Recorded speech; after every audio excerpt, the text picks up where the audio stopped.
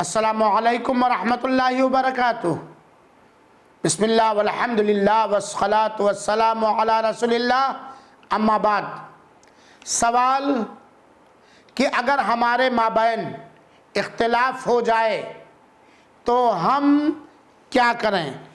इसका जवाब ये है कि अगर हमारे माबैन आपस में किसी भी मसले में इख्तिलाफ हो जाए तो हमें उस इख्तिलाफ को हल करने के लिए कुरान करीम और नबी करीम सल्लल्लाहु अलैहि वसल्लम से साबित सही हदीस को आगे करना चाहिए और कुरान करीम और नबी करीम सल्लल्लाहु अलैहि वसल्लम की सही हदीस से फैसला लेना चाहिए अपने सारे इख्तिलाफी उमूर में। अल्लाह ताला ने फरमाया फ़इन तनाज़अतुम फ़ी शैइन फ़रुद्दूहु इलल्लाहि वर्रसूल।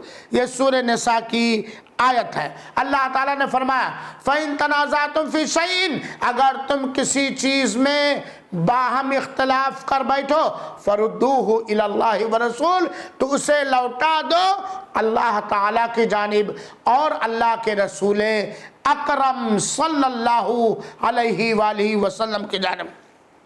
और अल्लाह के रसूल अकरम ने फरमाया, और ये मुत्तफ़क़ अलैहि अल्लाह के रसूल अकरम ने फरमाया, और ये सही रिवायत है, तरक्तु फ़ीकुम अमरैन, मैं तुम्हारे दरमियान दो चीज़ें छोड़ करके जा रहा हूँ, जब तक तुम उनको मजबूती से थामे रहोगे तुम कतअन गुमराह नहीं हो सकते।